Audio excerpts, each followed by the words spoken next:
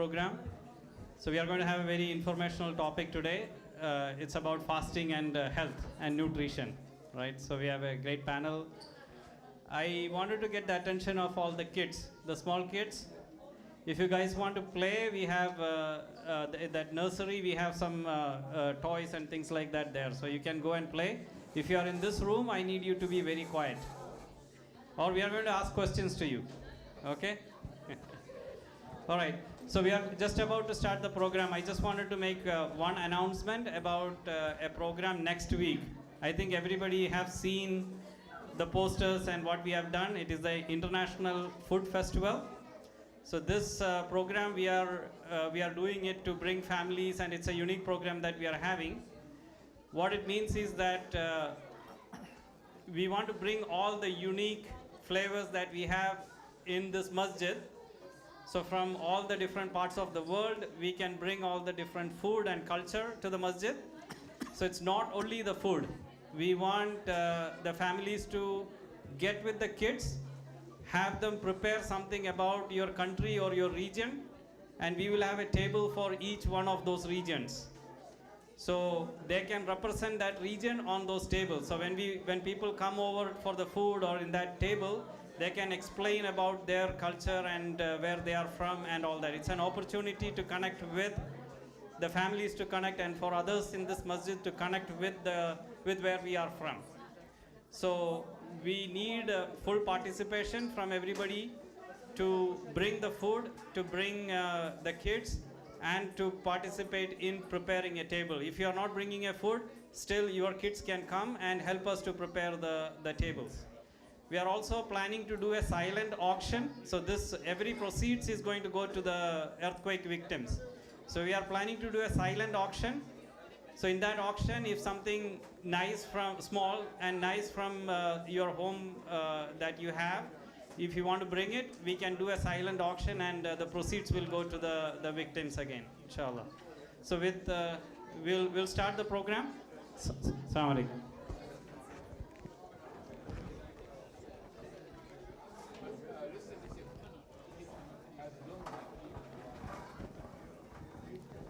Assalamu alaikum wa rahmatullahi wa barakatuh. Thank you all for coming. May Allah reward you all for being here. May Allah make this a beneficial and enjoyable event, inshallah, for all of us. ICYL is very blessed to have a community that does so much. We just had a program for arts and crafts that really catered to one particular type of activity. Now we're going to do something else, and inshallah, once you start realizing there's something always happening for each age and each interest level, you'll be, inshallah, soon to find your own favorite activity at ICYL. So this is just a preview of all the programming that's up and coming for Ramadan, inshallah. So this is to get us ready for Ramadan. Again, if you can have your families stay with you, we want everyone to definitely have a good time, but this can only be possible if our beautiful families and children and everyone who's here is focusing as much as they can. So inshallah, we will get started. We really want this to be a great two-way conversation, but the conversation should happen when it's time for conversation. Right now is probably not the best time, so you can minimize if not needed. Inshallah, we can all gain from what's being spoken. So we are very fortunate to have a great lineup of people to speak to you tonight. The first and foremost of which will be Dr. Aleem Syed. He's an endocrinologist practicing here in Orange County and has been in the field for several years. He is an expert on obesity, diabetes, metabolism, anything that's going on inside your body, he can inshallah speak to. And then to my immediate left, that's my father, by the way, in case you don't know. So he has even more special connection to myself and all of us, alhamdulillah. And then Zainab, Sayyida Zainab Hussaini, my wife, she's a registered dietitian, a clinical nutritionist, but also a consultant. And you'll see she'll be going over some specific tips on how to really make Ramadan the most useful it can be for all of us. And then I'll kind of round it out with practical spiritual points. Everyone has a lot of things to do in Ramadan, but if you don't get yourself organized and systematically approach it and make it a very, categorical, or meaning like a list of things, a checklist to, make sure you're keeping track of your progress, those are going to be the best case scenario. You don't want to go into Ramadan just, like they say, turn the switch on and turn the switch off when you're done. It's a gradual process. The most you can get out of Ramadan is when you put as much work ahead of Ramadan and then do some reflection and building throughout the time, inshallah. So we ask Allah subhanahu wa ta'ala to make us from those people who get ready for Ramadan, make our families ready for Ramadan, and really get to reap the rewards that Ramadan has to offer, inshallah. So with that, we'll get started with Dr. Aleem Syed. He'll be speaking about Ramadan and the health aspects of what fasting really can bring to our lives. And inshallah, we'll start with him. Bismillah ar-Rahman ar-Rahim. Assalamu alaikum wa rahmatullahi wa barakatuh. Salatu wa salamu ala Rasulullah al-Kareem. This is, every year we have an exciting time when Ramadan comes. And as has been mentioned several times, that we need to plan so that we can get full benefits and we can prepare ourselves to go do that. And I will be briefly speaking about general health benefits of fasting. Then I will be more focused, and I have handouts for the people who are diabetic and how they can specifically change their lifestyle or change their medications and other things. So first of all, naturally, Allah has prescribed us to fast. Allah is Al-Hakim. He knows best, and that's why He made it mandatory, and all people except the travelers, the sick and other things. So I can only enumerate few health benefits, but Allah knows much more than that. That's why He has prescribed. So it's very beneficial, both spiritually, naturally, and then physically and health-wise. There are few things we have to pay attention when we are fasting, particularly the dehydration is a very big issue, particularly when we are not drinking anything, and you have to increase your fluid intake, particularly from iftar till Tarawih. The second thing happens is that naturally it has a scientific evidence that it reduces your blood pressure naturally. When you are fasting, increases your brain function. You are more focused when you are less, because you might have noticed that when you eat a lot, you become lethargic. So your brain focuses more, and you naturally improves your body composition, naturally you lose weight. The third thing is that there's scientific evidence also that fasting can reduce cancer risk and stimulates autophagy. What it means that when you're fasting, your fats and your body fat melts, and it burns your fat so that you may have a positive effect on your weight. It also has fasting as decreased inflammation in the body. Any kind of inflammation is one of the factors of many diseases, causes of many diseases. Sorry. It regulates your sleep pattern, but you have to pay attention. People have a tendency to sleep immediately after sahur and immediately after eating. That's not an ideal way of doing things, because when you have eaten a good meal, it's not recommended to lie down or sleep immediately after eating, which will be not very helpful for your digestion. The benefits of fasting in Ramadan, also these days there is a big topic of intermittent fasting. So if you fast during Ramadan, you will have a very good, and according to Sunnah also, a lot of people fast on Thursdays, Mondays and Thursdays, but this will help you jumpstart and then continue that pattern throughout the year. So that will be very, very beneficial, and it has much more beneficial health effects. And I am a little biased about my specialty, though I have handouts about people who are diabetic and how they can help, and we have a open question and answer session, because individually patients have to first consult their doctor, what medications they are on, how they can change the timing of the medication, and how they may not require some medications because of the long fasting. So that will be addressed on an individual basis, and I have handouts which also tells about that. I'll be handing out to them, and inshallah, with Allah's help, and I will let the other esteemed speakers talk about the rest of the things, and then inshallah we will have a long question and answer session. Jazakumullah khair. Assalamu alaikum wa rahmatullah. Assalamu alaikum Yeah, wa rahmatullahi wa barakatuh. Thank you everyone for being here today. My name is Zainab, and I'm a registered dietitian. This presentation was brought to you thanks to a group called Muslim in Dietetics and Nutrition as part of the American Academy of Nutrition and Dietetics. So a group of Muslim dietitians put together a lot of these resources so that we can all benefit from not only the benefits of fasting, but also having healthy habits, because we all know to develop a healthy habit, it sometimes takes 30 days. So this is your opportunity to pick up on healthy habits and create that balance of deen and dunya by having some time for reflection, for ibadah, and at the same time making sure you're consuming the beautiful nutrition that Allah has provided us.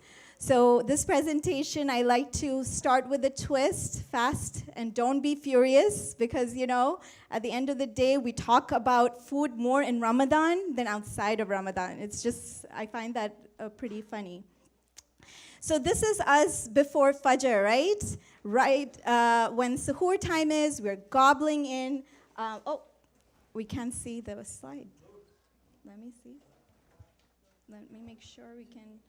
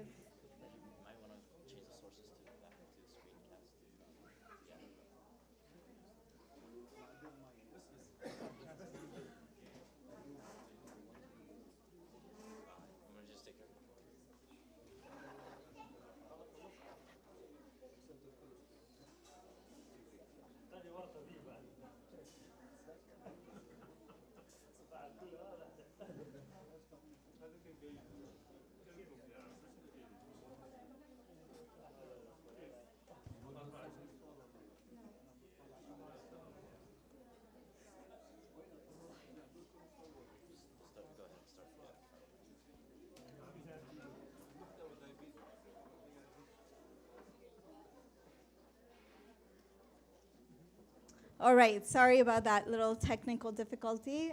So this is us before suhoor time. We wake up 5 minutes before Fajr time is about to start, and we're gobbling in tons of food. And then, on the flip side, this is us at iftar time. We consume, again, a lot of food, and we're lethargic, and like Dr. Aleem said, we were ready to go to bed and, take a power nap before Taraweeh. So, this is obviously not a very healthy way to experience Ramadan. I'm sure we all can realize that. This is a reality we face, but there's an opportunity for us to change from these habits. Our religion is all about moderation. We are asked to refrain from any kind of extravagance, and that comes also with food as well. So be mindful of what type of food we eat, portion control, and also making sure that we are eating in moderation. And the number one thing that Dr. Aleem also talked about is water. Water is an essential nutrient to our body. It is required in all the body processes. It's important that we stay hydrated. And now, as Ramadan is going to be, again, fairly, there are days in California still that it's going to be warm. It's important that we hydrate ourselves during this time. Sweating loses fluids, going to the bathroom multiple times loses fluids, so we have to make sure we're replenishing that water. Some of the symptoms of dehydration is you'll feel some level of weakness, fatigue, dizziness, low blood pressure, heat stroke, and even death in extreme cases. So if you are feeling thirsty, means you're already dehydrated. This is especially true for our elderly people who are fasting. If you're feeling, your sense of thirst goes away as we age. So it's important that even before we go to that level, we are hydrating ourselves. Now, are we supposed to be drinking oodles and ounces of water at one time? That's not necessarily a good idea. The best thing that is the most effective is when the non-fasting time starts, you slowly, drink your water intake. Now, typically, a doctor would say 8 ounces or 8 cups minimum, but you could have up to like 10 or 12. Again, some people are on fluid restrictions, that's a different case, but most people should be having at least 8 to 10 cups of water. So start having water right after iftar, and maybe having those big water bottles, and then slowly drinking it. Now, subhanallah, ICYL is a plastic-free mosque, so make sure you bring your water bottle with you. Take sips of water during Taraweeh if you're planning to be here, and all the way to suhoor time. I know some of us refrained from drinking water thinking we'll have to go to the bathroom multiple times, but still, it's to be more effective, it's good that you drink water. What you could do is avoid caffeinated beverages like soda and tea and coffee too much, because that makes you go to the restroom more often. You can also consume water with foods that are high in water content. So things like cucumber, watermelon, cantaloupe, strawberries, zucchini, tomatoes, these are all great foods. Soups are another way to get in some fluids as well. Even things like Jell-O or anything that's liquid at room temperature, juices, drinks, those are all considered a form of fluid. And we will talk about electrolytes in a bit, so you can, double dip. You can put some of these foods like cucumbers in your water and make like a little drink for yourself to stay hydrated. Looking at your urine is a good way to know if you're dehydrated early in the morning. If it's super dark, that means you are very dehydrated. So again, that is a sign that you should be drinking a lot of water. Carbohydrates, this is an important macronutrient that we need to consume. Carbohydrates, including grains, starchy vegetables like potatoes, corn, green beans, dairy, fruits, sweets, and sweetened beverages. Now, good carbs would be your whole grains. So things that you have like whole grain bread, brown rice, whole grain pasta, quinoa. Did any of you enjoy the soup today in those little cups? Okay, that was made by me, thank you.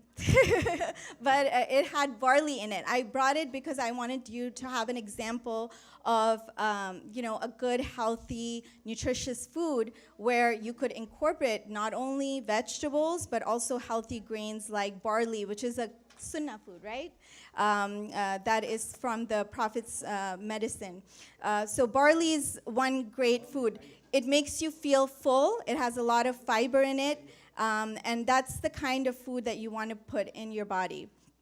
The carbs that are in sweets and sweetened beverages, fruits, fruit juices, they taste sweeter, they digest quickly, they raise your blood sugar, but they don't provide enough in nutrition. So in like 5-10 minutes, even an hour, things like Ruh Afza, I'm sorry to say, you're going to drink it, it's going to be refreshing, great, but in a few hours or so, you're going to be hungry again because it gets dissolved in your blood sugar goes up, and that's it. Like the energy boost comes and it goes away. So whole grains are things that stay and give you energy for a longer time. And when you're having a high fiber diet, make sure you're hydrating yourself enough, because if you don't, then you're going to be constipated. So it's important that you balance that fluids and whole grains. Aside from fruit and dairy, simple carbs should be limited and avoided. And that's by saying, desserts and donuts and things like that, that again, get digested quickly and give you no energy and no nutrition. I covered most of this. You can also get fiber from a variety of fruits and vegetables. The biggest benefits, it helps you reduce cholesterol, reduces your blood sugar, it slows your digestion, so your digestive health. It's really good for your bowels and your GI tract. It acts like a sponge in your intestines, and the more fiber you eat, the more fluids you will need, that's why. Protein is the next big macronutrient that we would like to talk about, and this can come from both plant and animal sources. Fish, lean meats like chicken, turkey are good sources of protein as well. You have plant sources of protein like beans and tofu, or quinoa is another protein source. Today in the soup, I added mushrooms, so they have a little bit of protein in there as well. So there are good ways of you to get some protein from different sources. Dairy, of course, it depends. If you are able to digest dairy well, absolutely. I would recommend Greek yogurt because it has double the amount of protein than regular yogurt.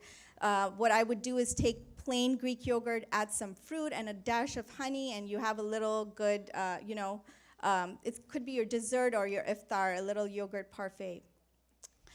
Lean cuts of protein are a good source, so meaning, again, like I said, the white meat that I talked about, the chicken, the fish, the turkey, avoiding foods that have a high meat content, so barbecued, like steak and all that. Occasionally, sure, have it, but again, you're going to feel full and sleepy and lethargic because of the high fat content in those meats.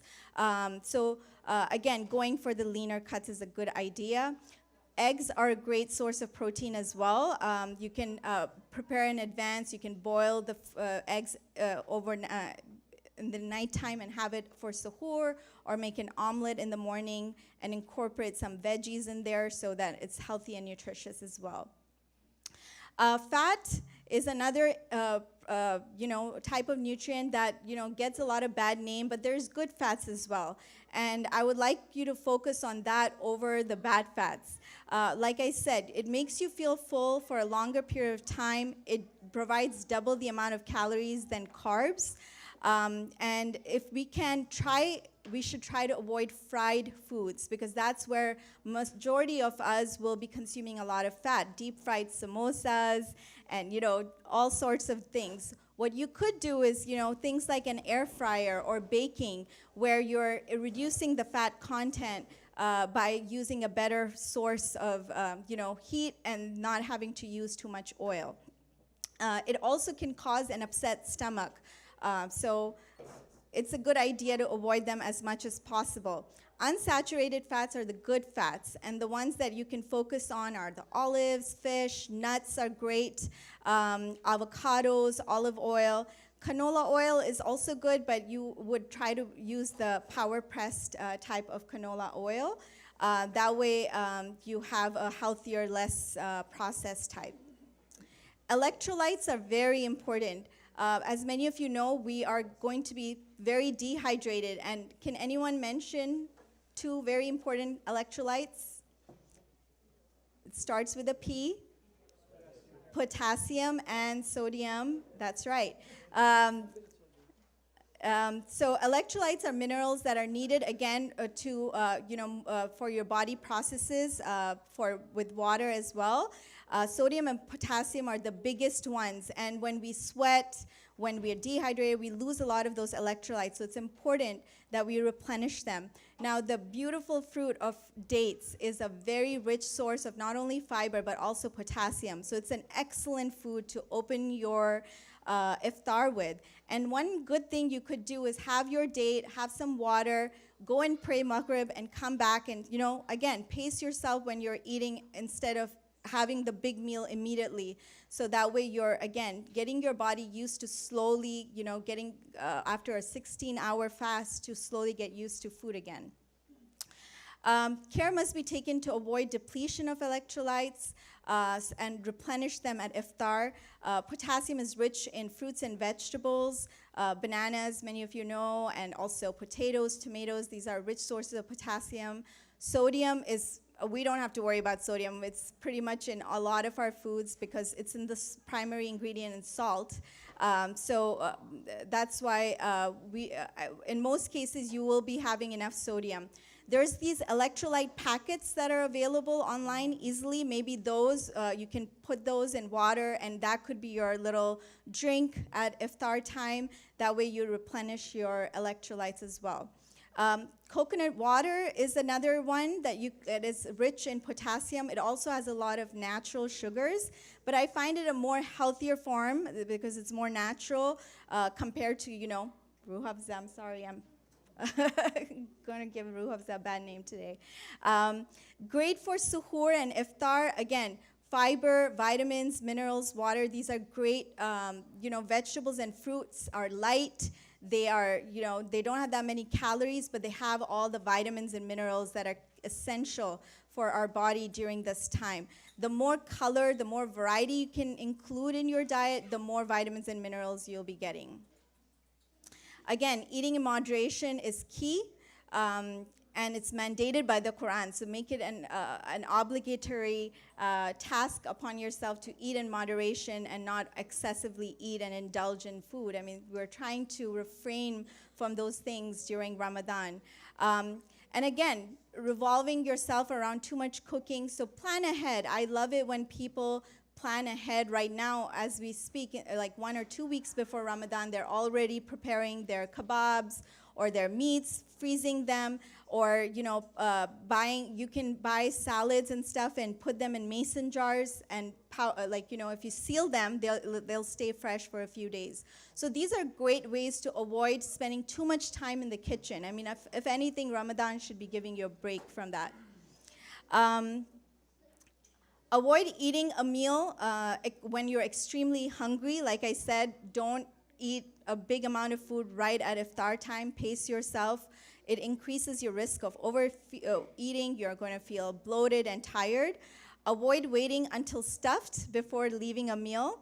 It goes against Islamic teachings and it increases the risk of obesity.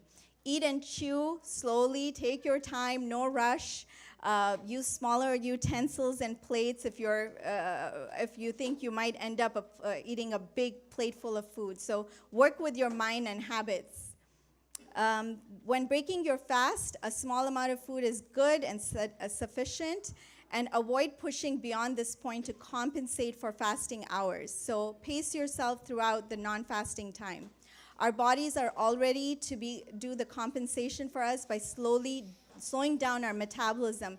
And you see this at the end of Ramadan. You don't feel as hungry because your body gets used to that.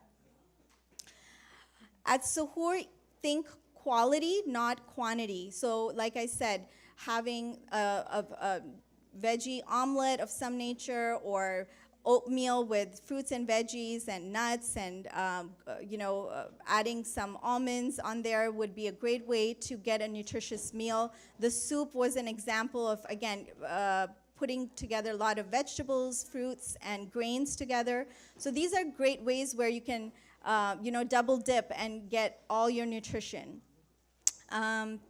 Food will be digested within several hours, regardless of how much you eat. So it takes time to digest. Stuffing oneself may actually backfire. So your stomach is stretched over time. You will feel hungry more easily and will require more food to satisfy. So taking it easy is key. Maximizing your meals, like I said, put 2-3 types of food groups together, the carbs, the good fats, and the protein, and that way you can get a nourishing food. I know many of us will be going to iftar parties now with the pandemic, with the restrictions gone. So make that like your treat. Over there you are having your, once in a while, I know we crave those fried foods. That could be your thing. But your everyday should be of one healthy, nutritious meal, because you are developing habits in your family.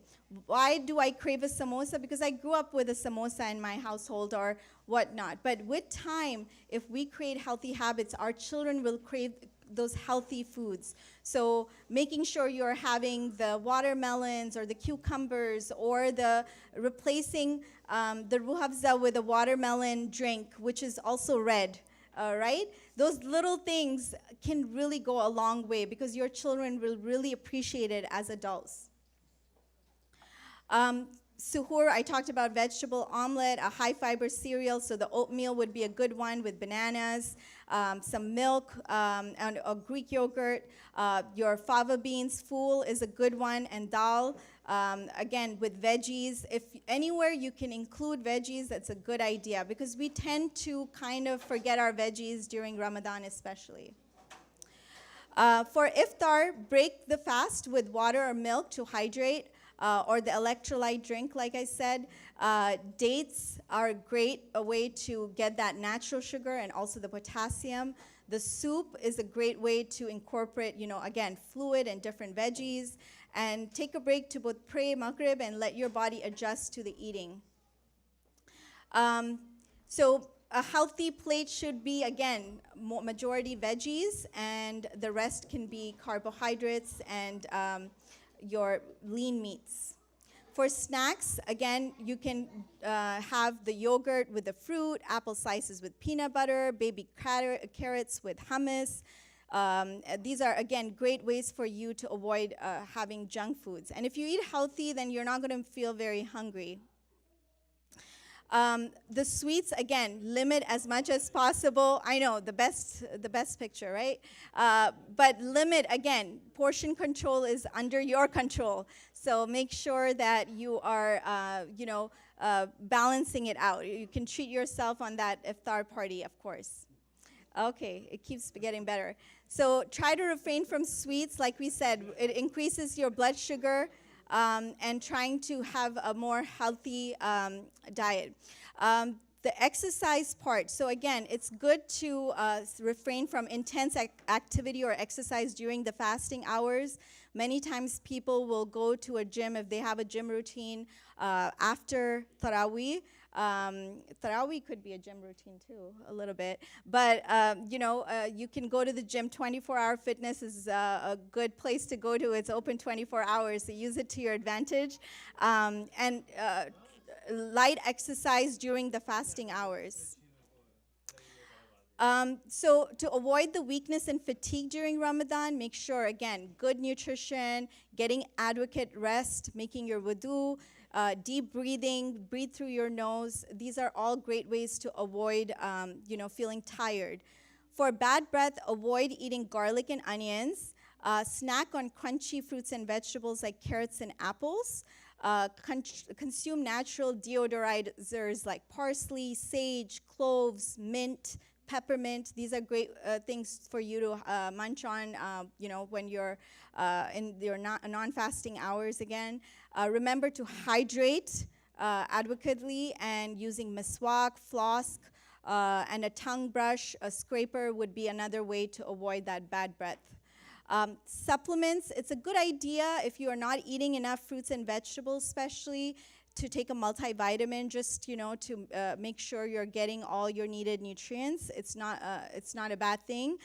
There's a bunch of halal multivitamins out there. Sprouts is a good place where they have a lot of vegan or vegetarian ingredients if you're worried about the gelatin, some of these. So that way you have that insurance during Ramadan. And of course, any supplements you take, please ask your doctor to consult him or her before taking any types of supplements, just in case it doesn't has interaction with any of your other medications. So that's it. The most important thing is prepare. So this is a good time for you to prepare, and that's why we are here just in time, a few weeks away from Ramadan, so that you can plan ahead and then you can enjoy Ramadan praying and also eating healthy and creating good, healthy habits. Right, thank you.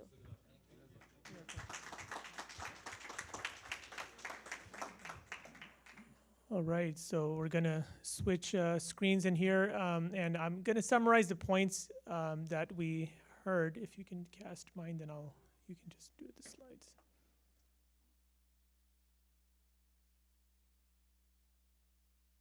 Okay, so just to recap, we heard a lot of good information. There's a lot to do, but as we heard, if we don't have goals that are realizable and measurable, you call them SMART goals. There are certain goals you should have going into Ramadan. If you find yourself going from one Ramadan to the next Ramadan and not changing, you may not have had the best use of your time. So have practical goals, whether it's a goal for losing weight, spell it out, write it out, tell someone else. The average studies have found that Muslims may, from 3 to 5 pounds, you definitely don't want to, add to the weight you have. But if you want to make a realizable and practical goal, just 2 pounds, 1 pound, whatever it is, but make a goal, spell it out, specify it, and then stick to it and ask others, as we'll see on the tips on how to get that done. Just to do a quick mathematical exercise about how important food is, it preoccupies our minds more than we can ever understand. How many waking hours do we spend now outside of Ramadan? Make it larger. How many hours are you awake now outside of Ramadan? How many hours are you awake? 14 hours you're awake. How many meals do you eat? No. How many hours are you awake? No sleeping in the day from 24 hours. Okay, so yeah, you're definitely over 15 hours. So just say, okay, 15 hours. How many meals do you eat? 3. How many hours are you eating in Ramadan? If outside of Ramadan, you're awake for 14 hours, you're eating 3 meals. How many hours are you eating in Ramadan? How many hours can you eat? No, if you open your iftar and then until suhoor, how many hours do you have? 2 hours from, this is including the time you sleep. So let's just say you open your iftar at 7 o'clock and then you start your suhoor at 4 o'clock. How many hours is that? It's not much. So all my point is, you cannot have 3 meals in Ramadan. I know people have points and try to make up the meals. If you have 3 meals outside of Ramadan, do not plan to have 3 meals in Ramadan, please. Because you will probably do all the things we heard about, overstuff yourself and things like that. So pace yourself. And another rule of thumb, if it feels good, if it looks good, if it tastes good, it's probably not good for you, okay? I know it's hard, but you have to make that really distinction in your mind. Again, we're quick to see and feel and want things because you're hungry, so pace yourself, stop yourself, make barriers. And the last thing I'll say is, if you don't have a plan, you will probably falter and wind up moving backwards, and that's not always good. So just to summarize a few points, Ramadan, actually, animals in the animal kingdom, when animals are hurt, they actually eat less because of this first point here. It helps healing mechanisms and cellular repair. So the body is designed to fix itself, and it always doesn't need food and nutrients around to do that. It has ways that Dr. Aleem Syed said, autophagy. The cells fix themselves, they regenerate. As we see here, they can actually form new cells. But the point is, you don't always have to have the presence of something coming into your body. The body needs time to just be on its own and fix all the things that are going on inside without people putting things in it. It also eases weight loss. As we heard, there's these 3 hormones, how hungry you are, how full you feel, and once you get the food in, all the things that are released, like insulin, they all become regulated into normal conditions. So we heard conditions can actually improve because you have less inflammation. So just like we went back, Allah knows what's good for you. It might be hard for you, but still it winds up being better for you. So again, if your parents say something, if someone actually reminds you of something, it may not be easy to hear, it may not be easy to do, but it's probably something that will lead to a good outcome. So stick to it, go through the course, and again, if it has the right reasons and the right intention, inshallah will lead to a good outcome. So there's studies that have found it sharpens cognition, stimulates new brain cells, because what you're doing is limiting your body to stop using glucose, and you're actually using what's called a ketogenic or ketone producing, and that actually leads to a lot more benefits. So to again summarize it, eat in moderation, eat from what is tayyib.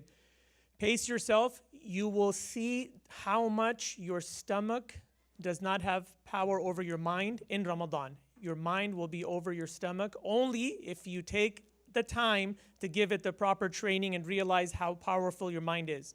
So, right away when you start feeling like you want to eat a lot, take a break.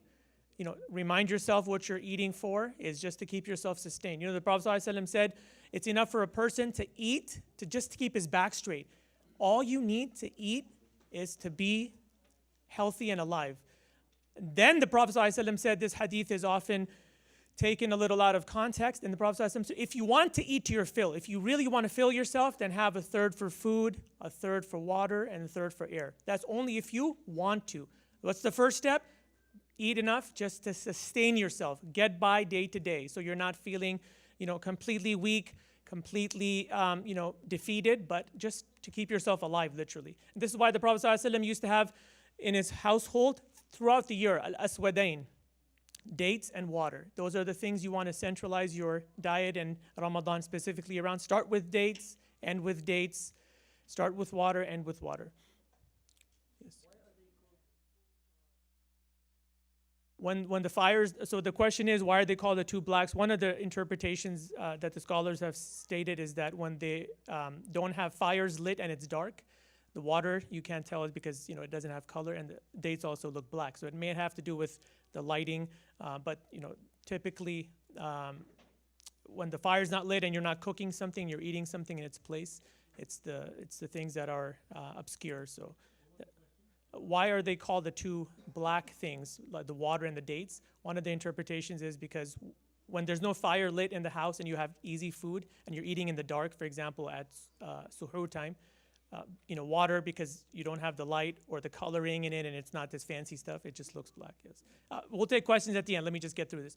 So if you haven't done so, subscribe to a helpful program, an app, a group. Nowadays, we have to use technology for our benefit. We cannot, and this is, again, number 5 is critical. If you don't have a plan for weight, that's probably not a good step. If you don't have a practical solution to minimize your phone time and screen time, you will probably also not gain the most out of Ramadan. So leave off bad habits. It's good to have apps, it's good to have groups and programs, but if you find yourself getting more closer to your phone, more closer to a computer, more closer to the TV, your Ramadan may not be getting the best utilization of your capabilities. So do collective efforts, get together as a family, have iftar at the masjid. When you are in social environments, people tend to do better because you have this positive reinforcement from each other. You have people around you. So it's also, the Prophet ﷺ never usually had food on his own. How many of you like to eat by yourselves? Sometimes it's good, you want to, but it's probably not the best. If you can, please have food with other people, especially in Ramadan, because you want to share in the blessings, but it's also good to remind yourselves of the responsibilities. Am I only caring about what I want to eat and just kind of eat what I'm feeling like as it's in front of me? I'm going to look around. As we know, the Prophet ﷺ actually started instructing the boy. Why do you think he was looking around? Because he wanted to see what the others were doing. So if you only cared about yourself and sat at a table and all you wanted is to fill what you want to do, that wouldn't really suffice because others around you may not be getting their portion and share, and it's not a collective activity at that point. So group efforts and apps are good, but again, moderation even in that. Healthy food choices we heard about, proteins, complex carbohydrates, not the cheap ones, vegetables, fruits, healthy fats. Exercise is really the best before you break your fast like right before iftar, or little bit after suhoor. So make sure it's around the times that you can eat, because you don't want to go too long without replenishing after you exercise. So again, bad habits.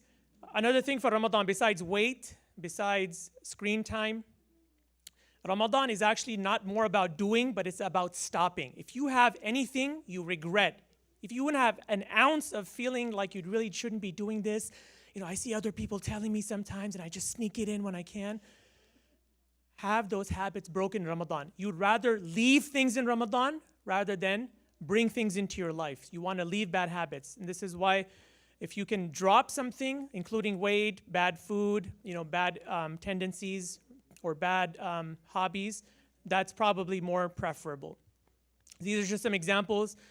Again, many people have their own things that they know they can do without, so please find it and help yourselves and ask for help in getting these things quit. So smoking, vaping, sodas. I know we have soda here today, but go without soda for the first 10 days. Try it for 20 days. Try it for 30 days. And pretty soon you'll see all you needed to do was do a little bit, and you can give yourself some breaks here and there.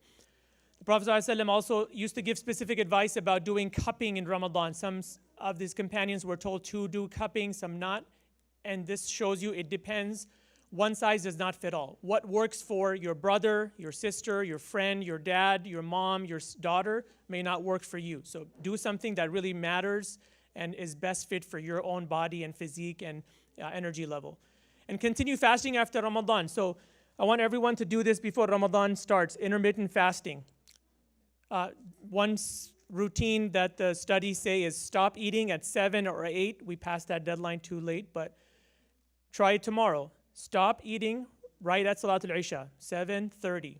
And then until 12 the next day, afternoon, do not eat anything. That's right there is an intermittent fast. And you can get your body ready. Again, if your body's not ready, you just can't jump in. It's going to be hard. How many of you have been pushed into a pool before? How many of you were pushed into a pool? Do you feel ready to swim right when you're pushed in, especially if it's a surprise? No, you can't push yourself into Ramadan like that. If you haven't fasted or done some little bit of fasting to train yourself, if you just jump in, you're going to have a little bit of a hard time and you might crash. So take your steps. Fast Mondays and Thursdays. Fast the 13th, 14th, and 15th as the Prophet ﷺ used to do. But make these little habits of getting yourself into the mindset and the physical capability. So one more slide. Here's the kind of simple spiritual and practical points.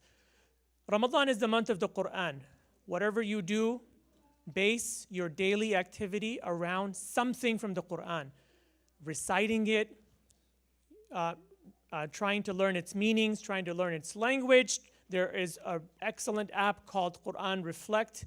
And when you go to the next slide, there's actually many links here we will send out, but we'll go back now to this slide.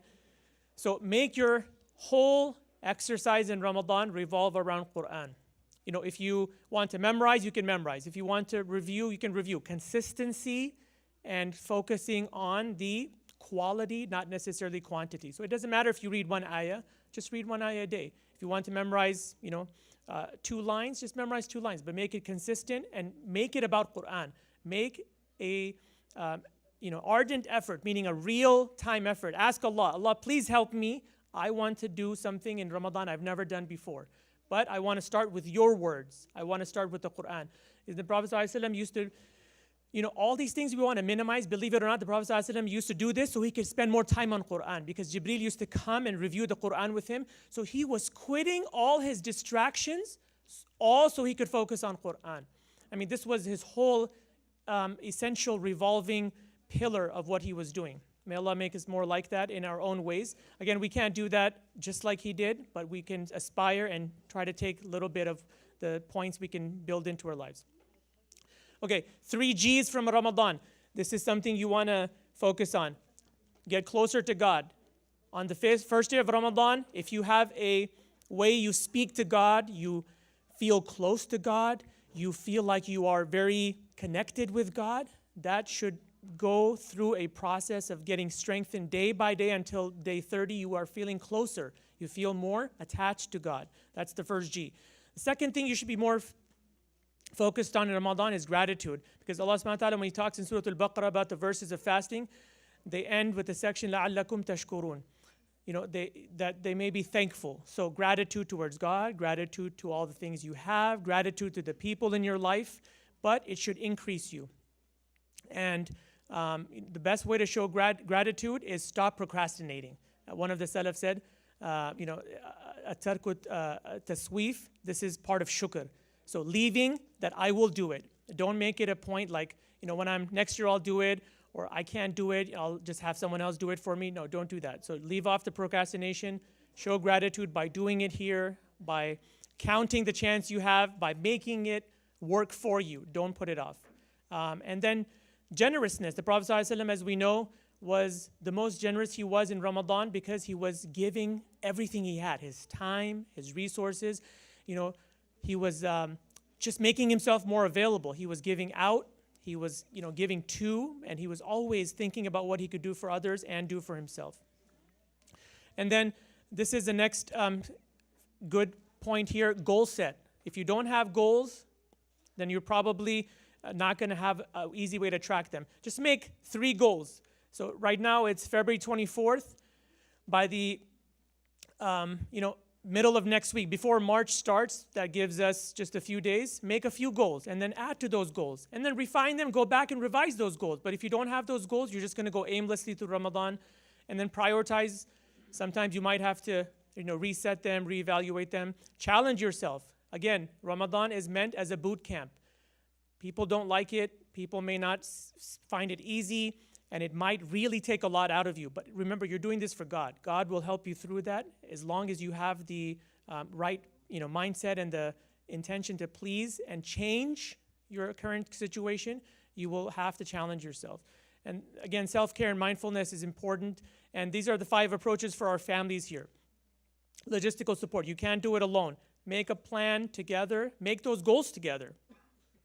And anything you can do, whether it's fixing the car, if there's a project for home renovation you've been putting off, take care of it now. You don't want it to come up in Ramadan. Again, what are we doing? We're focusing our attention on the last few bullet points here, on worship. So minimize those distractions. If you haven't done your taxes, do those taxes now. If you haven't done your homework before spring break, do that now. Get everything out of the way because you want to minimize maintenance. And it's not fair for our sisters and our mothers and our anyone to spend too much time in the kitchen. So if you're spending time in the kitchen more in Ramadan than you are outside, it may not be a good thing to keep up because, again, you're taking your focus away from what Ramadan really matters for is worship. Time management. Again, plan your time. Your time will be used differently if you start to make those small changes now. Increase your worship and perform good deeds. No deed is trivial. If you, for example, came to the butterfly garden here, if you go and give something to your neighbor, if you went to the school and offered some service you haven't done before. Do something extra in Ramadan you haven't done before. That's going to be your good deed, and no good deed is too small. There's a lot of good resources. Again, this will be shared, but we'll open it up for questions. But some key things to keep in mind. The Yaqeen Institute has a great way to keep yourself organized. I can cast it and show you really quickly. And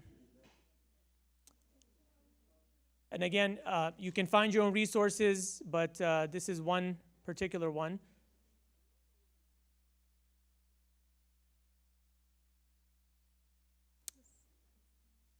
Yeah, so this is the one, Ramadan Prep, 10 Essential Tips. And if you scroll down, you can see here, be mindful of live streaming. So again, doing things for a reason. Yeah. Quran is a central part of that. We mentioned that. Take personal responsibility. What you're doing should be something you have a direct ownership for.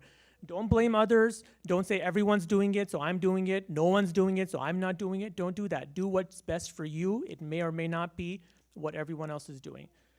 Do not overeat. We saw that already. Live streaming is good. You want to get your dose, but have your own relationship with gaining the goodness out of Ramadan. Don't count on others for it. Focus on self-care. Give yourself some time. You know, just taking a walk outside and giving yourself a mental break and detaching from this. The detox that happens in Ramadan from food is supposed to make you realize how less of the world you need. You don't need all the stress because we don't even know the stress is there. It's just all around us, constantly bombarding our minds and taking over our, thinking. So all you have to do is just take a step back, take a step away. Those are the important things to do. Practice mindfulness, set manageable goals, stay active. Don't feel like, yes, sleeping can be rewardable in Ramadan, but sleeping should not be the most often thing you do in Ramadan because you are still trying to stay and keep your energy level to a sustainable plateau. Prioritize with a purpose and challenge yourself to change. You know, this is your one-on-one time to really get close to God and make yourself a better person towards the end of it. So inshallah, these are some resources, and we hope and pray this was helpful and beneficial. And we will open it up for about a few minutes for questions. It's 9:15, so about 9:30. So we'll repeat the question. Just raise your hand. Inshallah, we can take questions and answer. And we ask Allah subhanahu wa ta'ala to accept from us, to give us the reality of what we're upcoming and facing in Ramadan as an opportunity to revive ourselves, to renew ourselves, and to rejuvenate our spirit, our psychological self, our physical self, and make us all around better people and better Muslims that are pleasing to Him. Ameen. Wa akhiru da'wana an alhamdulillahi rabbil alameen. Any questions? Yes, the brother had a question before. Yes.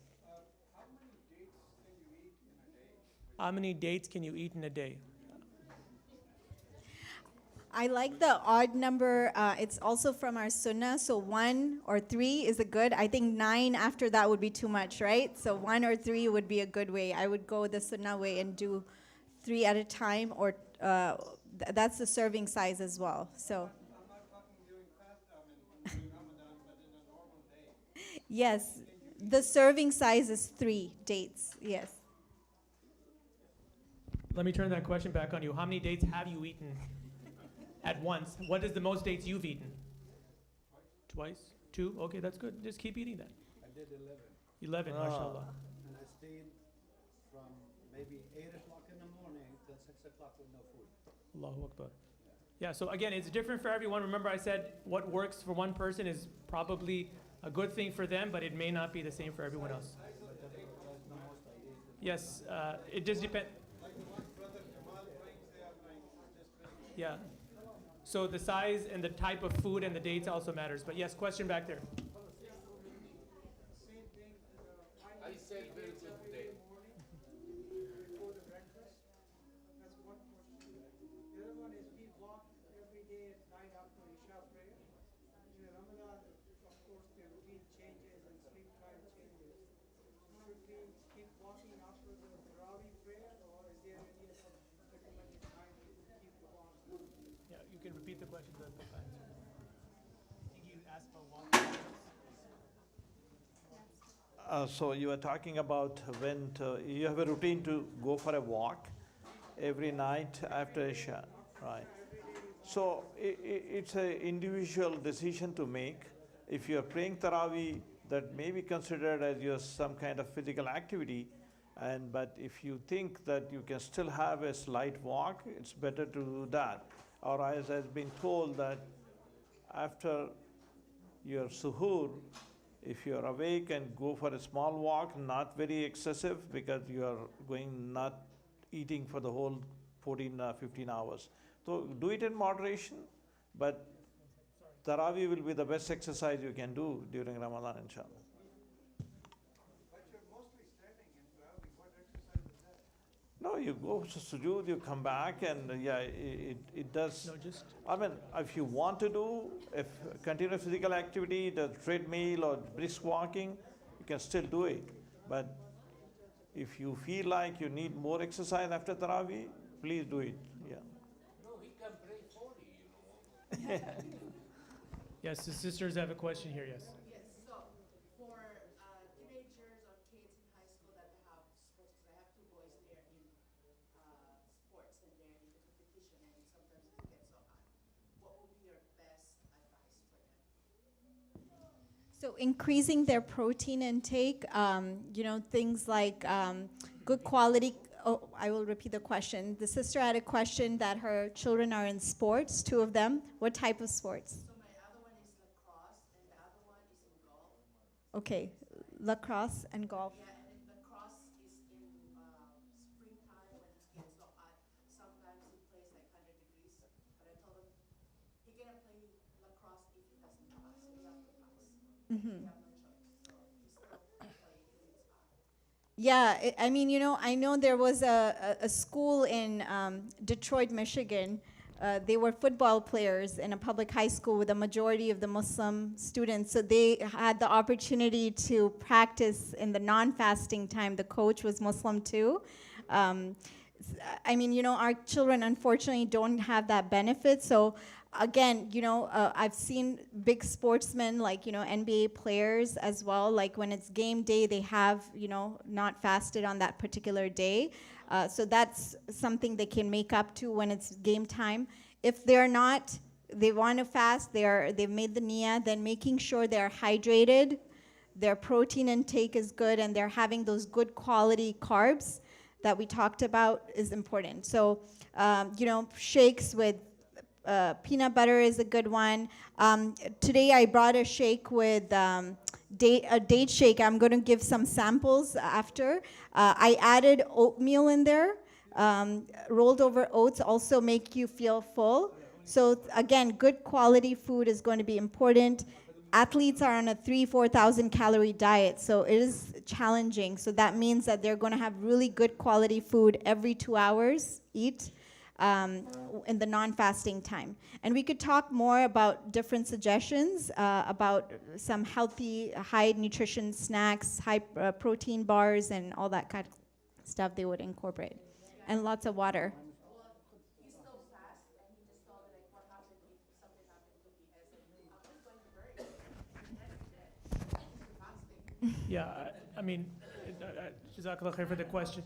Yeah, so I think that's a good question, sister. May Allah reward you and the people that are actually having to go through that. But it's best to have a practical conversation with the team and the coach about the needs, because people are going to learn about Ramadan that way, and you can actually establish a relationship of trust that you're not just going to force them to do something because they have no choice in the matter, because the last thing you want is them to feel that they can fast and just leave it off. So my recommendation would be, if you already haven't had a conversation, have you ever brought up the topic and asked, like, my son might have different needs during this time, can we see if his schedule can be changed? Has that conversation come up?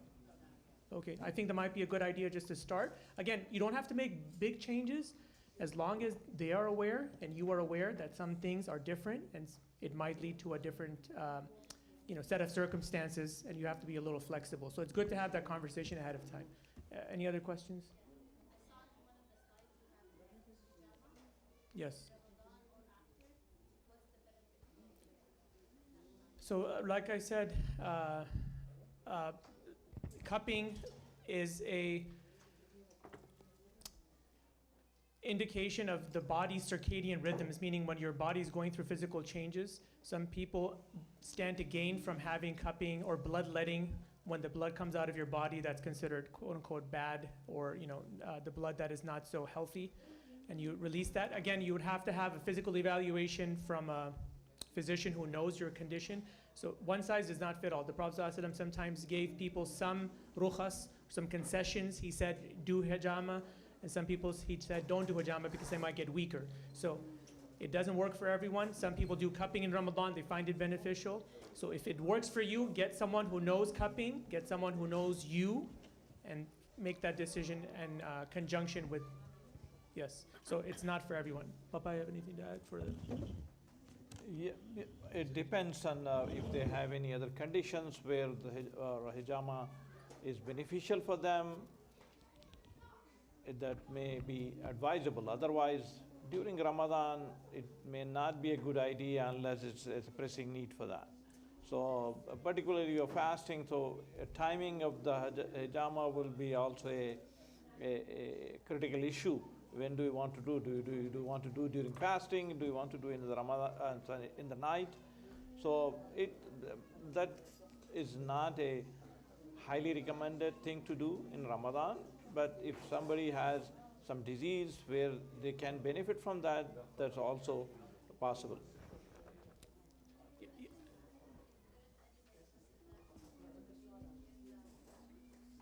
Yes, the question is, are there any conditions or medical diagnoses that are contraindicated with hijama? Yeah, like was stated, hijama is just one practice. It doesn't mean it is something that's going to result in the same for everyone. So there are some people who cannot get any cupping done because of what their previous medical history is and background is. So for them, obviously, hijama wouldn't work. Some people might benefit. Again, I think it will take 3 people to make that decision. Somebody who knows your physiological, predisposition, somebody who knows hijama, and then obviously you're part of that equation. So it has to be 3 people who you trust, 2 people who you know are reliable, and they have to make that decision jointly. And it will be specific for that circumstance. It will not be applicable to everyone. So, yes, and yes, sorry.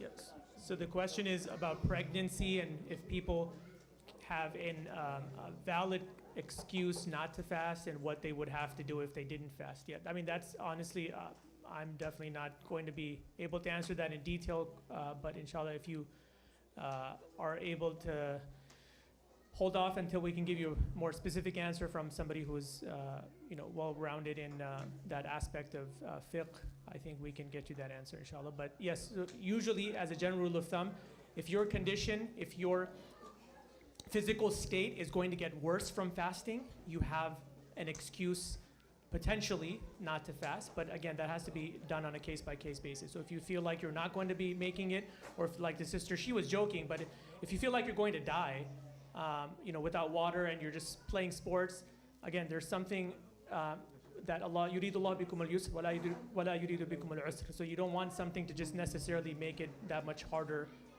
without any reason or rationale. So that's probably a case-by-case decision. It depends where in the pregnancy she might be. If she has an OB/GYN physician, they probably have to make that decision together. So there's a lot of things. Again, one size will not be relevant to everyone. So Yes.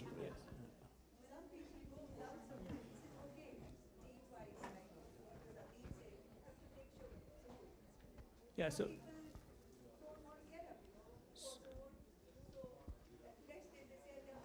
So the question is, some people don't like to take or wake up for suhoor and take the pre-dawn meal. That's definitely not something that's good for you, and it's also not Islamically recommended to do. Like I said, the things that are good for you are usually hard to do, so suhoor is one of them. The good things take a lot of time, they take a lot of effort, but they're better for you, so suhoor is definitely one of them. Prophet ﷺ, yeah. I think there is a hadith on that. Yes. Yeah. So it's something that Prophet ﷺ said. You're devoid of the blessings, and you should wake up. And following the Islamic teaching, you should definitely wake up for suhoor, even if it's not habitual or part of your routine. Again, forming good habits, waking up before Fajr even starts, that's actually one of the best habits. The Prophet ﷺ woke up and did this his entire life. He was told in the Quran, مِنَ اللَّيْلِ فَتَهَجَّدْ بِهِ نَافِلَةً لَكَ. For him, at one point, it was mandatory to wake up before Fajr because of that importance of the time. So if you only wake up to eat, that's also not good, because your eyes are closed and you're just drooling out of your mouth with food dripping down. That's probably not the best use of the thing. Yes, you're taking suhoor, but again, what you are supposed to do in that time, your physical and mental state is also as important as your physical, body state. Yes. Actually, I have a question, sister. You mentioned something about the fiber that could hydrate you or dehydrate you. So when you eat a high fiber diet, you should be also drinking a lot of water because fiber needs water. So because your body is making these bowel movements for you that need to move around. So it's important to hydrate equally while you're on a high fiber diet. Yes, a couple more questions, 2 minutes inshallah. Anybody else who did not ask a question yet? Yes. This can be made available, yes. It's not something hasn't been shared yet, but it can be inshallah. Yes.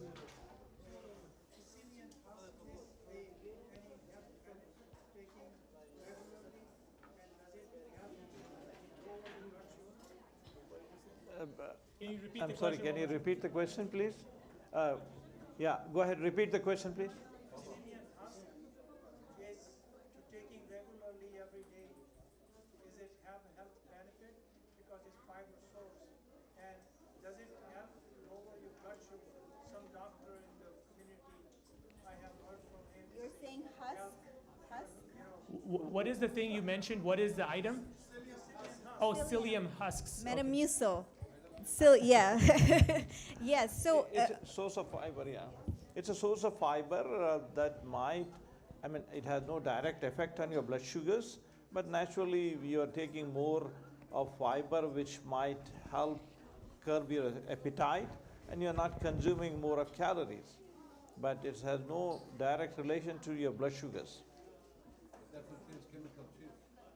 Say it again? The Yeah, metamucil, yeah. it's not a natural substance. So psyllium husk is the natural version. Metamucil is the powder, like that. The major ingredient in Metamucil is psyllium Yeah.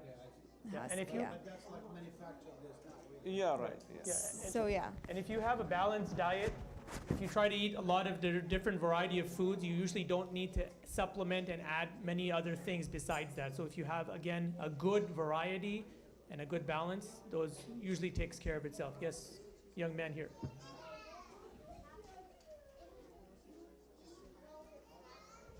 What would happen if you eat while you're fasting? Then your fast wouldn't be happening. Just kidding. But have you tried to fast? Inshallah. Yes, mashallah. Do you want to tell us how you felt when you fasted? Come up here. You can do some intermittent fasting, okay? Tell us how you felt when you tried fasting. Happy. Happy. All right. What's your name? My name is Azeem. Your name is Syed. Okay. Tell us what is your best memory of Ramadan? Fasting. Fasting. Oh, good. MashaAllah. Samir said fasting made him happy, and his best memory of Ramadan is fasting. Okay. And what is your favorite food in Ramadan? Kind of like one of those. Just keep it a little fun. Like one of those Samosa. pasta here. Pasta. All right. And don't forget the most important. Don't forget the most important question. What do you want for Eid? Maybe like veggies.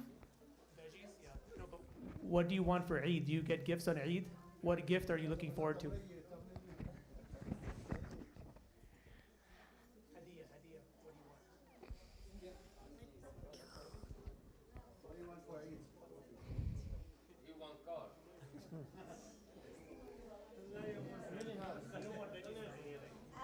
Maybe like Whatever you like, whatever you think of. What is the first thing you think of? If you could have anything in the world, what would you want? if I had anything in the world, it would rather be You can think about till Eid, you can think about. hard question. You have some time. Probably I've been wanting this pet, which is called the ginger cat. All right, mashallah. So now, Samir, we'll see you with your ginger cat at Eid, inshallah. Inshallah. Jazakallah khair. Anybody else for last minute points or questions? Jazakumullah khair. We appreciate everyone coming. Please remember that the next program coming up is the international sign up we have there for the food festival. Abdul Malik Mujahid will be coming and speaking on that same day in March. So please sign up and please mark your calendars. Jazakumullah khair. Assalamu alaikum wa rahmatullahi wa barakatuh.